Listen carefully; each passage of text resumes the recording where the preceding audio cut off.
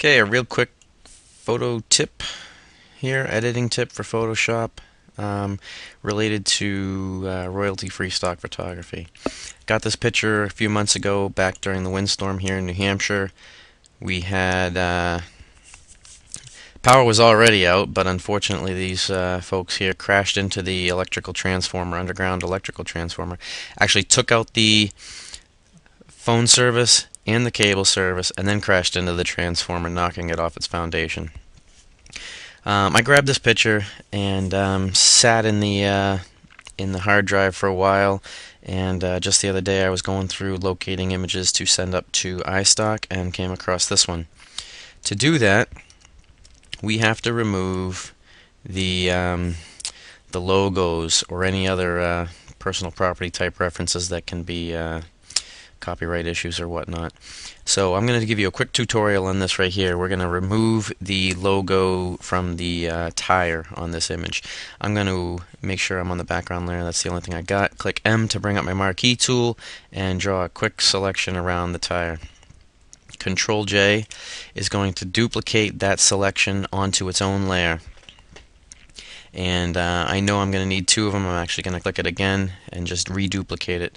I'm going to shut off the top one, select this middle one, and I am now going to reduce the opacity of this down to about 50%. I'm going to click Control T, is going to bring up my transform tool. I am going to zoom in and take my rotation point within that free transform and just drag it up so that it is in the center of the hub here. Okay? I'm going to go back out. Outside the bounding box is going to change my cursor to the curved cursor, and it's going to allow me to just spin on that rotation point to right about there. I'm going to leave space in between the two layers here so I have painting room. Click Enter to commit that change. Bring the opacity back up.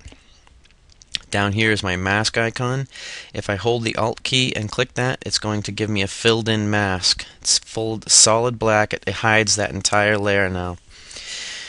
Going to change to my brush tool, D to the default colors, and I want white as my foreground color so that when I paint I will start revealing that duplicated layer that I made. I will zoom in here so we can see what we're doing and reduce the size of my brush just a little bit and just paint away. Just basically it's like I'm erasing the letters.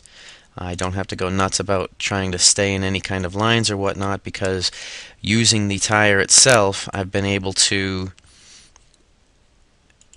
not have to worry about that. I accidentally just clicked the button right there and it didn't matter.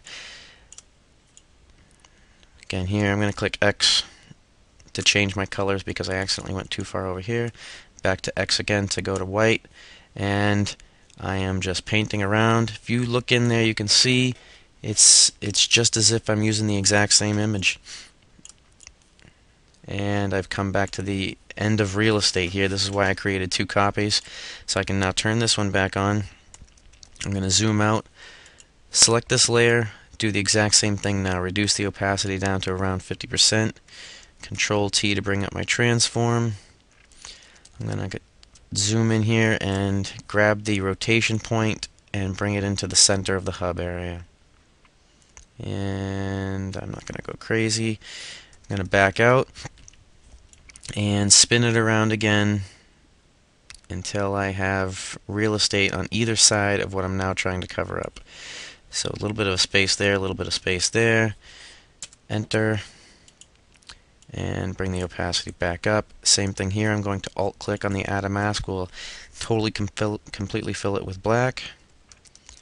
Zoom in, B for the brush tool, and boom, we're going to eliminate the logo. The poor people who bought this Jeep are going to be upset. They spent probably $160 a pop on these tires, and I am turning them into generic black walls for them. Okay, let's back out real quick. I'm going to Control Alt Shift E, duplicates everything onto its own layer just so we can see real quick the difference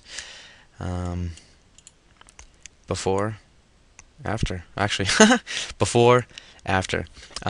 Real quick, the other things we would have to do on this is obviously remove the Jeep logo from the center of the hub, and I would actually remove, or will remove, the markings on the electrical box too. I don't think that they would be an issue, but they don't add anything to the image, and I would rather just get rid of them instead of having them cause an issue with my approval process for the image. That's it, and we'll take care of these in another one.